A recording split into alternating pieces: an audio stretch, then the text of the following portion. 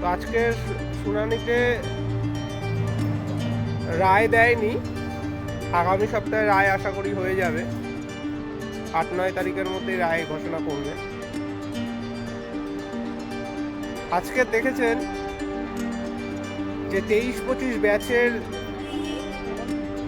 বিভিন্ন গ্রাউন্ডে আলাদা আলাদা মামলা ছিল। প্রথমত বিএড দিয়ে যারা পাশ করেছিল তাদের নিয়ে আমরা বরাবর বলেছি, পর্ষদেও দাবি জানিয়েছি, আইনত বারবার বলেছি যে এখানে পর্ষদের কি স্ট্যান্ড আছে সেটা আমরা দেখব। পর্ষদ যদি নিয়োগের আগে ভেরিফিকেশনের সময় তাদের হুট করে বাদ দেয় তাহলে তারা সংঘবদ্ধ হতে বা লড়াই করতে সেই করতে পারতো না। সেজন্য আমরা সেই 2024 সালে প্রথম আমরা মামলা করি যে বিএড থেকে শুরু করে যতগুলো ডিগ্রি আছে যারা প্রাথমিক অবৈধ তাদের বাদ দেওয়ার জন্য সেই মামলা করে রেখে দিয়েছিলাম। সেই সবার প্রথম আমরাই মামলা করি, সেই মামলা আমরা মুভ করিনি। কারণ আগ বাড়িয়ে যদি কিছু করতে যাই না, ধরুন আমরা আগ বাড়িয়ে মামলা তুললাম, সেখানে একটা নেগেটিভ রায় হলো বা সেটা চ্যালেঞ্জ করে পরে কোথাও গিয়ে একটা তারা পজিটিভ রায় পেয়ে গেল, তাহলে আমাদের ক্ষতি। এবং কারণ বোর্ডকে কোর্টের রায় মানতে হবে। তাই আমরা অপেক্ষা করছিলাম যে বোর্ড আগে আমাদের দাবিটা মেনে কাজ করুক। বোর্ড যেহেতু আমাদের বলেছিল যে তারা কনসিডার করতে পারে আমাদের দাবিগুলো আলোচনা করে, সেজন্য আমরা অপেক্ষা করছি। আমরা কিন্তু সেই 2024 সালে যখন প্রথম মামলা করি এদের বাদ দেওয়ার জন্য, সেই মামলা মুভ করি। পরবর্তীকালে অন্যরা মামলা মুভ করে, শিল্পীর যে মামলাটা রয়েছে সেটা মুভ করা হয়, সেখানে তারপরে আমরাও একসাথে বাধ্য হয়ে তাদের সাথে মুভ করতে হয়। আমাদের মামলাও মুভ করে প্রথম দিন শুনানি হয়ে একটা ইন্ট্রিম অর্ডার হয়েছিল, তারপরে সেখানে বিএডরা ঢুকে যায় এবং বিএডরা আস্তে আস্তে সংঘবদ্ধ হতে শুরু করে। তারপর থেকে বিএডরাও সেই জন্য ফাইট দিতে পারছে, সেই মামলায় দুটো ক্যান করে ঢুকে থাকে। তারপর থেকে আর ওই শিল্পীর মামলাটাও আর শিল্পী সেনের মামলাটাও আর তোলা হয়নি। সেই 2024 সালে লাস্ট শুনানি হয়ে তখন থেকে পড়ে রয়েছে। এবং আমাদের মামলাটাও তারপরে অনেকবার চেষ্টা করা হয়েছিল, সেটাও সম্ভব হয়নি বিভিন্ন কারণে।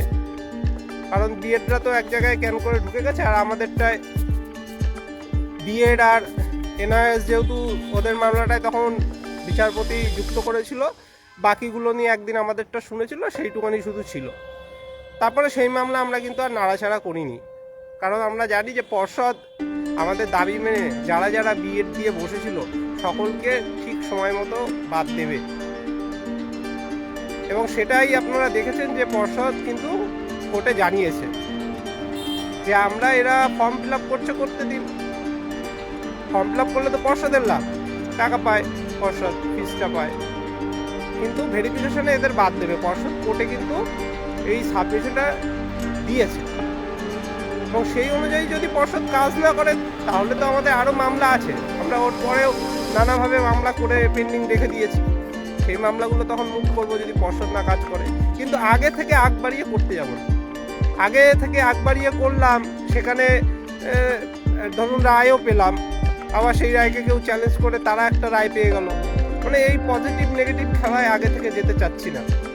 যেখানে পর্ষদ এমনি থেকেই কাজ করছে, পর্ষদ নিজে থেকে জানাচ্ছে যে আমরা সবাইকে বাদ দিয়ে দেবো, সেখানে আমাকে আগ বাড়িয়ে তো কিছু করার দরকার নেই।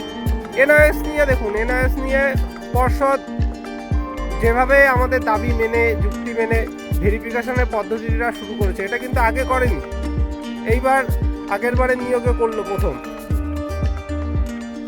তো সেই দাবি মেনে পর্ষদ যেভাবে ভেরিফিকেশন করেছে তাতে কিন্তু 90%-এর উপরে বাদ চলে যাবে, কারণ সবাই মিথ্যা তথ্য দিয়ে এনআইএসটা করেছিল। এনআইএস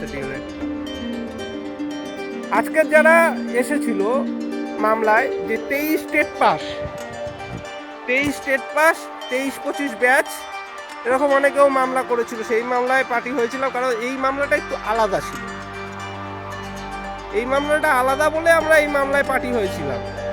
আরও যে মামলাটা ছিল যে বিএড দিয়ে পাস, স্টেট পাস, এবং তারাও ডিএলএড করছে পরে, তাদের যে মামলাটা 23-25 ব্যাচের যে মামলাটা, সেই মামলাও ছিল। সেই মামলায় তো পর্ষদের যা বক্তব্য আপনারা আগের দিন শুনেছেন, তার বাইরে কি কিছু বলার আর ছিল এক্সট্রা? সেই পর্ষদ যা যা সাবমিশন দিয়েছে আমরাও মানে দাঁড়ালে আমাদের যত বড়ই উকিল দিয়ে এই একই জিনিস বলতে বারবার রিপিট করছে, তাই না? তো যেখানে পর্ষদই সব দাবিটা তুলে ধরছে যুক্তিমতো, পর্ষদই সব দাবিটা তুলে ধরছে, সেখানে আলাদাভাবে আর দাবি রাখার জায়গা নেই।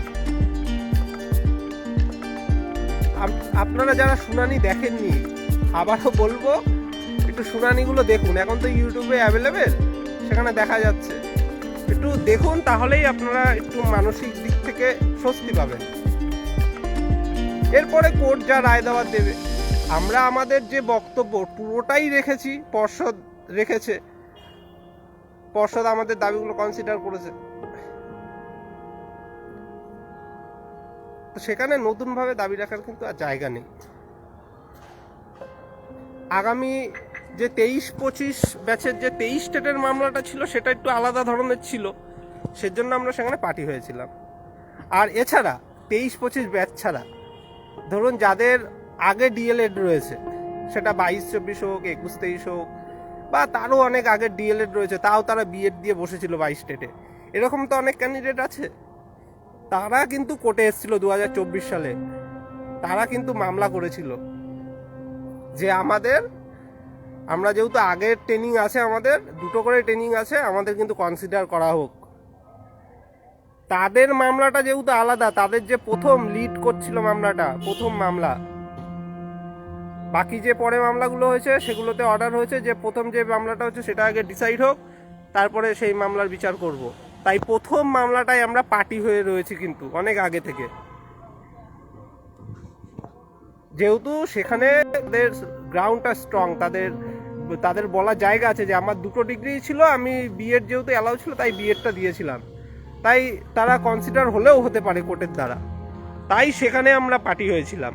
কিন্তু 23-25 ব্যাচ তো কোনোভাবেই কনসিডার হতে পারে না যদি আমাদের যুক্তি মানে কোর্ট মান্যতা দেয়, কারণ 23-25 অনেক পরে ভর্তি হচ্ছে, তারা কোনো মতেই সেই সময় ডিএলএড দিয়ে পাসিং হতেই পারতো না। যদি ডবল ডিগ্রিদের কনসিডার করে সেক্ষেত্রে বিষয়টা আলাদা, যে এদের অনেক আগেই 2টো ট্রেনিং ছিল, এরা একটা বেছে নিয়েছিল, তাই আমরা কিন্তু সেই মামলাতে পার্টি হয়েছিল। সেই মামলা কিন্তু তারা রায় করতে পারেনি এখনো, এগুলো আমরা আগে বলিনি, কারণ এগুলো বলার জায়গা, লড়াইটা সঠিক জায়গায় দিতে হবে, পর্ষদের সঠিক তথ্য দিয়ে দাবি জানাতে হবে।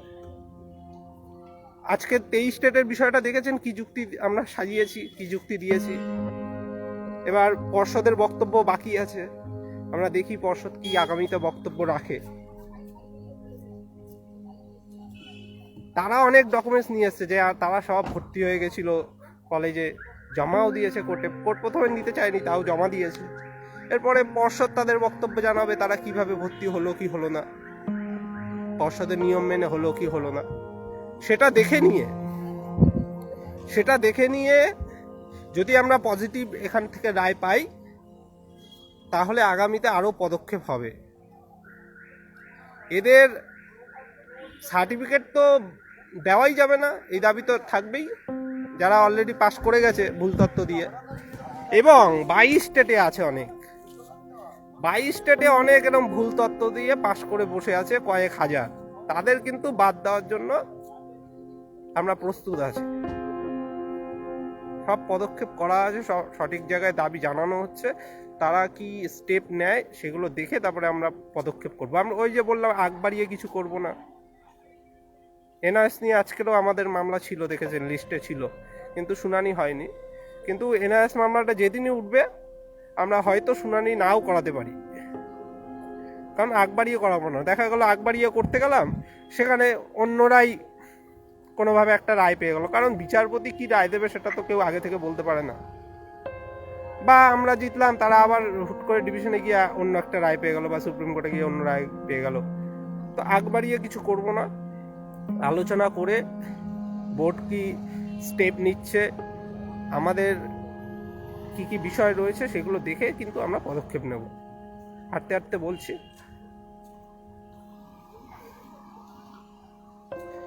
তো আপনারা পাশে থাকুন। আর বারবার যেটা বলছি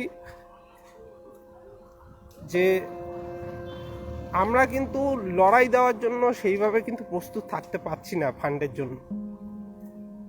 চলে যাচ্ছে, মামলাগুলো এই থেকে থেকে যেগুলো করছি সেটা চলে যাচ্ছে। কিন্তু এরা কিন্তু বসে থাকবে না। যাদের আমরা এই যে বাদ দিচ্ছি 23-25 বাদ দেওয়ার চেষ্টা করছি আর কি, এখনও তো দিতে পারিনি, রায় হোক, সেখানে কি রায় হয় দেখি, আমরা হারি নাকি তারা হারে, বা এনআইএস থেকে শুরু করে বা অন্যান্য ভুল তথ্য দিয়ে যারা পাশ করে রয়েছে, বা ডবল ডিগ্রি, তারপরে বিভিন্ন মামলা তো রয়েছে, প্রত্যেকটা প্রশ্নভুল মামলা, যেগুলো প্রশ্নভুলে 22টাতে কিছু বেরায়নি, কিন্তু 14-17টা এক নাম্বার বেরিয়েছে। তারপরে 14টেরটা মূল সমস্যা, সুপ্রিম কোর্টে তাও আমরা লড়াই দিয়ে আটকে রেখেছি। সুপ্রিম কোর্টে একটা শুনানি মানে হাইকোর্টে 2-3টা মামলা চালিয়ে দেওয়া। সেখানে দাঁড়িয়ে সুপ্রিম কোর্টে কিন্তু আমরা লক্ষ লক্ষ টাকা খরচ করে প্রত্যেকবার শুনানি করিয়ে কিন্তু মামলাগুলো চালিয়ে যাচ্ছি। এবার এদের যাদের বাদ দিচ্ছি তারা কিন্তু হুট করে ডিভিশন, হুট করে সুপ্রিম কোর্টে ছুটবে, কারণ চাকরিটা সবাই চায়। তখন কিন্তু আমরা দিনের দিন ফান্ড পাবো না। এই যে 1 মাস ধরে মিনিমাম 1 থেকে 2 মাস লাগছে আমাদের 2 থেকে 3 লাখ টাকা উঠতে, মানে সবাই যদি ফান্ড দেয় তবে, সবসময়ই না। তো 2-3 লাখ টাকা কিচ্ছু হয় না, বিশ্বাস করুন। সুপ্রিম কোর্টে যে শুনানিগুলো হয় 3-3.5 লাখ টাকা গড়ে খরচা হয়ে যায়। এর জন্য বলছি ফান্ডটা তুলে মজবুত করে রাখুন, বাকি বিতর্ক পরে করবেন, আর ঐক্যবদ্ধ থাকুন। অন্যরা বিভিন্ন মামলা করেছে, আমরাও মামলা করছি, আপনারা যেখানে খুশি আপনি তাদের সঙ্গে থাকুন, সেটা কোনো বিষয় নয়, কিন্তু ঐক্যবদ্ধ থাকুন। নিজেদের মধ্যে কাদা ছোড়াছুড়ি, নিজেদের মধ্যে বিতর্ক করার সময় এটা নয়। আমাদের অ্যাডমিনরাও সব কিছু জানে না, বারবার বলছি। অ্যাডমিনদের মধ্যেও মনোমালিন্য হয়, আপনারা দেখেছেন এই রিসেন্ট বিভিন্ন যে বিতর্কগুলো হচ্ছে তাতে। তাই অ্যাডমিনদের মধ্যেও কিন্তু মনোমালিন্য হয়, কিন্তু আমাদের ঐক্যবদ্ধ থাকতে হবে। সেই যা প্রশ্ন, যা বিতর্ক, যা দ্বন্দ্ব, সব করার সময় আছে, আমরা সময়ে সেগুলো করতে পারবো, কিন্তু লড়াইটা কিন্তু আমরা ছেড়ে দিলে অন্য কেউ এসে লড়বে না। এটা একটু ভেবে দেখুন শান্ত মাথা। শেষ থেকে যারা, শুরু থেকে শেষ পর্যন্ত যারা লড়ছে, যারা লড়াই করছে বিভিন্ন আইনি পদে বা রাজপথে, তারা ছেড়ে দিলে অন্য কেউ এগিয়ে এসে জায়গাটা কিন্তু নিচ্ছে না, সে আমাদেরকেই করতে হবে। তাই এখন ঐক্যবদ্ধ থাকুন, বিতর্ক করার যা করার আপনাদের সময় আছে আমরা করব, এই জিনিসটা বুঝতে শিখুন। আর ইন সার্ভিস নিয়েও আমরা পদক্ষেপ করেছি, একবারিয়ে কিছু করব না, ইন সার্ভিস নিয়ে দাবি জানিয়েছি। এবার সমস্যাটা কোথায় দেখুন, আমরা যে দাবিগুলো পর্ষদে আইন মতো জানাই, তো পর্ষদ কিন্তু তাদের সিদ্ধান্ত আমাদেরকে সঠিক মানে পুরো পরিষ্কারভাবে বলবে না সব সময়। তাদের যে স্টেপ সেগুলো আমরা কখন বুঝতে পারবো, বিভিন্ন মামলায় তারা কি জানাচ্ছে কোর্টে, যেমন বিএড নিয়ে জানালো, তাদের স্ট্যান্ড পুরো ক্লিয়ার করে দিল, সেরকমভাবে আমাদের সঠিকটা জানতে হবে। কারণ পর্ষদের সিদ্ধান্ত তো আর আমাদের বলবে না, আমরা চাকরি প্রার্থী, আমরা আমাদের মতো দাবি জানাচ্ছি। সেই দাবি যদি যুক্তিসঙ্গত হয়, আইনসঙ্গত হয়, যদি তথ্য দিয়ে আমরা দাবি জানাতে পারি, তবে সেগুলো পর্ষদ আলোচনা করে। ওই কে একটা ভেগ অ্যালিগেশন নিয়ে গিয়ে একটা ডেপুটেশন দিল, কে একটা উল্টোপাল্টা দাবি নিয়ে গিয়ে বলে আসলো, তাতে পর্ষদ কিন্তু কোনো কর্ণপাত করে না। আমরা যখন যাই, বিভিন্ন তথ্য নিয়ে যাই, প্রায় 1-1.5 ঘন্টা আমাদের সাথে কিন্তু আইনি বিষয়ে আলোচনা চলে পর্ষদে, কারণ আমরা সেই জিনিসগুলো নিয়ে যাই। ওই একটা ডেপুটেশন লিখে নিয়ে গেলাম, একটা ভেগ অ্যালিগেশন লিখে নিয়ে গেলাম, কোনো তথ্য নেই, ওগুলোতে পর্ষদ কান দেয় না। তাই বলবো, চিন্তা করবেন না, এই যে ফর্ম ফিল আপ হচ্ছে যে হারে,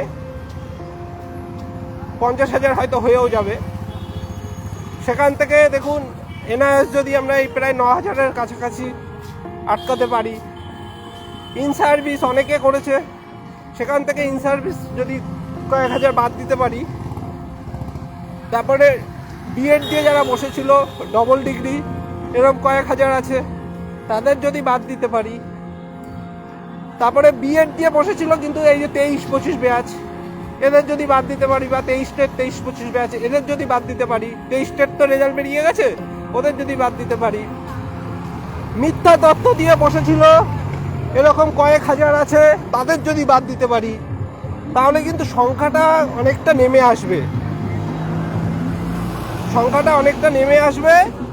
এবং পাশাপাশি আমরা তো কর্মসূচি করব, এখন এই কাজে ব্যস্ত আছি, দেখতেই পাচ্ছেন প্রত্যেক দিন কোর্টে ছুটে আসতে হচ্ছে। সেই সকালবেলায় বেরাচ্ছি 7টার পরপরই, আর আমাকে বাড়ি যেতে কোনোদিনও যদি আমাকে এই এখন কোর্ট থেকে আসলাম, যদি কোর্টের পর আমাকে আবার সিনিয়র অ্যাডভোকেটের কোনো চেম্বারে যেতে হতো, তাহলে সেদিন আমার 12টা বেজে যায় বাড়ি ঢুকতে, 11টা বেজে যায়, হয়তো গ্যারেজে সাইকেলও পাই না। আজকে তাও বাড়ি ফিরতে পারবো, কিন্তু তাও 10টা বেজে যাবে, 10টা 11টা বেজে যায়। তো এই হচ্ছে পরিস্থিতি। তো রোজই তো কোর্টে আসছি, দেখতে পাচ্ছেন, দরকার থাকছে আসতে হচ্ছে। তাহলে আমরা আন্দোলন যে কর্মসূচিগুলো সেগুলো তো করবো বলেছি, এবং সময় মতো। এখন ফাঁকা মাঠে করলে কিচ্ছু হবে না, এখন মিডিয়া ব্যস্ত এসএআর নিয়ে, ঠিক আছে, ইলেকশনের বিভিন্ন কাজগুলো নিয়ে মিডিয়া ব্যস্ত, অন্যান্য ইস্যু নিয়ে। আমাদের দাবিগুলো সঠিক সময়ে ঠিকই তুলে ধরবো। আর এখন তো আন্দোলনের আমরা ডাক দিলে আমাদের উপরে এত প্রেশার দিয়েছে যে বাড়িতে পুলিশ পাঠিয়ে দিচ্ছে। তো আমরা কর্মসূচিটা করব যতক্ষণ না আমাদের মেরিট লিস্ট বেরাচ্ছে। শূন্যপদ যখন চাইবে সরকার বৃদ্ধি করতেই পারে, তাহলে শূন্যপদটা যদি একটু বাড়াতে পারি আমরা, কারণ কী হবে তো জানি না, নিয়োগ নোটিফিকেশন আসবে আমরা জানতাম না, কর্মসূচি করেছি, এসে গেছে। কর্মসূচির চেষ্টাটা চালিয়ে যাব, আন্দোলন চালিয়ে যাব। শূন্যপদ বাড়ানোর হলে সরকার বাড়াবে, ঠিক আছে, থেমে থাকলে হবে না, চেষ্টা করে যেতে হবে। তারপরে সরকার কনসিডার করলো কি করলো সেটা দেখতে হবে আমাদের। শূন্যপদটা যদি বাড়ে আর এইভাবে যদি কম্পিটিশন কিছু কমাতে পারি, তাহলে কিন্তু আমরা একটা জায়গায় আসব। তারপরে তো অন্যান্য বিষয় আছেই, কারণ সবাই তো আর চাকরি পায় না, কিছুজন বাদ থেকেই যায়। তো তাদের ছেড়ে দেবো না, তাদেরও সাথে আমরা কিন্তু লড়াইটা করব। আমরাও হয়তো বাদ চলে যেতে পারি অনেকে, তাই না? কে চাকরি পাবে কে পাবে না এটা তো বলা যায় না, কারণ আসল খেলা ওই ইন্টারভিউতেই দেখি হয়ে যায়। যার 20 রয়েছে, যার 18 রয়েছে, সে 10-এ 10 পেয়ে বেরিয়ে যায়, কেউ 2-3 পেয়ে আটকে যায়, এরকম ব্যাপারটা হয়, কিছু করার নেই। তো আমাদেরও হয়তো অনেক অ্যাডমিনরা প্যানেলে হয়তো ঠাঁই পাবে না, এরকমও হতে পারে। কিন্তু যেই আমরা এই প্যানেল থেকে বেরিয়ে বাদ পড়ে যাই না, কিন্তু এই লড়াইটা কিন্তু থামবে না। বা চাকরি পেয়ে গেল, পরবর্তী ধাপেও অনেক কর্মসূচি হবে, আইনি লড়াই হবে, কম্পিটিশন অনেকভাবে কমিয়ে নতুন সুযোগ তৈরি করার জায়গাও আছে। বিভিন্ন যে রায়গুলো হয়েছে সুপ্রিম কোর্টে সেগুলো অনুযায়ী, সেগুলো দিয়ে পরের পদক্ষেপ। আগে আমাদের এখন মূল লক্ষ্য হচ্ছে শূন্যপদ বৃদ্ধি আর প্রতিযোগিতা কমানো, এটা কিন্তু চালিয়ে যেতে হবে, ঠিক আছে? আপনারা আপনাদের বন্ধু যারা দেখবেন কিছুতে আশেপাশে নেই, এই কর্মসূচি হোক বা আইনি লড়াই হোক, তাদেরকে জানান বিষয়গুলো, সহায়তা করুক। আপনারা যারা 1-2 বার দিয়েছেন তারা সহায়তা করুন। 17টা অল্প কিছুজন ছিল, কয়েক হাজার ছিল, 9-10 হাজার এরকম ছিল। আর যদিও 14 টেট অনেকে ছিল, তারাও কিন্তু প্রায় মাথা পিছু অনেক কয়েক হাজার টাকা করে খরচা করেছে। তারা শুরুতেই 3,500-4,500 টাকা করে দিয়ে এরকম এক জায়গায় ফান্ড করেছিল। আর আমরা তো সেই ক্লাস 5 150-200, তারপরে বিভিন্ন মামলাগুলো 150, 200, 300 এরকমভাবে চলছে। এখন বাধ্য হয়ে ছাড়া হচ্ছে যে 600 থেকে এরকম দেবেন, তাও দেয় না অনেকে। তো একটা গ্রুপে ওরকম 200-300 টাকা করে উঠলে 2 লাখ 3 লাখ টাকা হয়, এবং সেই গ্রুপটা পূর্ণ হতেও 3-4 মাস লেগে যাচ্ছে, 2-3 মাস 4 মাস লেগে যাচ্ছে। তো এইভাবে লড়াই দেওয়া যাবে না। বাধ্য হয়ে রোজ এইভাবে লাইভ করে বলতে হচ্ছে, না হলে তো বলি না এমনি এমনি। আবার সোমবার আসতে হবে, মানে ডেলি প্যাসেঞ্জারের মতো হয়ে গেছি। আর যারা বিভিন্ন কারণে ফোন মেসেজ করছেন, ফোনটা দয়া করে অ্যাভয়েড করুন, ফোন করবেন না, কারণ কল সেন্টারেও এত ফোন আসে না। রোজ 150-200 উপরে গড়ে ফোন চলে আসছে। তারপরে হোয়াটসঅ্যাপে সব তো নাম্বার সেভ নেই, সবই আননোন নাম্বার, হোয়াটসঅ্যাপে এক গাদা মেসেজ চলে এসছে, কাউকে কোনোটা রিপ্লাই হয়তো দিচ্ছি, কোনোটার রিপ্লাই দেওয়া হচ্ছে না, আবার তার নাম্বার হারিয়ে যাচ্ছে, পরে দেবো বলে রেখেছি যে কিছু দেখে হয়তো তাকে রিপ্লাইটা দেবো, তার নাম্বার খুঁজে পাচ্ছি না, এরকম হচ্ছে। কারণ ওই মানে হোয়াটসঅ্যাপে 150-200 মেসেজ, ফোন 150-200 করে, আবার কেউ টেলিগ্রামে করছে, কেউ ফেসবুকের মেসেঞ্জারে করে দিচ্ছে, এইভাবে চারিদিক থেকে মেসেজ আসছে। পারলে একটু অ্যাভয়েড করুন। হোয়াটসঅ্যাপে টাইপ করে লিখবেন, আবার অনেকে ভয়েস দিয়ে রাখে, তাদের সময়ের অনেক দাম, আমাদের সময় নেই। হোয়াটসঅ্যাপে করবেন, টাইপ করে রাখবেন, আমার সময় মতো অ্যান্সার দিয়ে দেবো। সারাক্ষণই তো এই ছোটাছুটি করছি, তার মধ্যে ফোনে থাকে না চার্জ ঠিকভাবে। সেই সকাল 7টায় বেরাচ্ছি, আবার বাড়ি ঢুকছি 11টায়। সোমবার আবার আসতে হবে, সোমবার আমাদের মামলা আছে, সেখানে পর্ষদ বক্তব্য জানাবে। পর্ষদের বক্তব্য অনুযায়ী যদি আমরা জিততে পারি, তাহলে কিন্তু আগামীতে আরও পদক্ষেপ করব, এবং সেখানেও কয়েক হাজার কিন্তু তাদের অযোগ্য বলে প্রমাণিত করার চেষ্টা করব। এইটুখানি বললাম। আর যারা মামলা বোঝেন না, যে প্রতিটা মামলায় ঢোকার দরকার নেই, একই বিষয়ের মামলা আমরা কেন ঢুকবো? এই আজকের যে মামলাগুলো হচ্ছে, বিএড দিয়ে যারা পাস, তাদের তো আগে মামলা রয়েছে 3-4টে ছিল, একই রকম মামলা। সেখানে পর্ষদ তো বক্তব্য জানিয়ে দিয়েছে অলরেডি যে আমরা এদের কনসিডার করব না, সেগুলো তো আমরা দেখেছি। সেজন্য আমরা আর এত মাথা ঘামাচ্ছি না, কারণ আমাদের যা বক্তব্য পর্ষদেরও সেম বক্তব্য। আপনার পর্ষদের সিনিয়র আইনজীবীর বক্তব্য যারা যারা শোনেননি, ইউটিউবে গিয়ে শুনে নিন। এর বাইরে কোনো তথ্যই থাকতে পারে না, যে যতই উকিল দিক ওই একই জিনিস বলবে। তো দরকার নেই আমার। এই 2 দিন শুনানি হয়ে গেল, আবার তো দেখলাম কালকেও একটা নতুন ফাইল করেছে, শুনানি হয়নি। এবং আগামীতেও আবার ফাইল করতে থাকবে তারা তাদের মতো করে। প্রত্যেক মামলায় কি আমরা ঢুকবো? ঢোকার দরকার নেই, কারণ পর্ষদ তার স্ট্যান্ড জানিয়ে দিয়েছে পরিষ্কারভাবে, আগের বছরেই জানিয়ে দিয়েছিল 24 সালের মামলাগুলোতে। সেগুলো আমরা জানি, তাই আমরা এইটা নিয়ে মাথা ঘামাচ্ছি না। কিন্তু আমরা মাথা ঘামালাম কোনটায়? 23 স্টেটদের নিয়ে, কারণ 23 স্টেট নিয়ে কোনো মামলা ছিল না, এরা নতুন, এদের গ্রাউন্ড আলাদা, তাই 23 স্টেটে আমরা পার্টি হয়েছিলাম। এগুলো বুঝতে হবে, অনেকে বোঝে না বিষয়গুলো, তাই বিতর্ক করে। তো লড়াইটা এইভাবে দিতে হবে। আর যারা পড়াশোনা করছেন করুন, সবাইকে বেস্ট অফ লাক। ঠিক আছে, আজকে এইটুখানি রইল, ধন্যবাদ।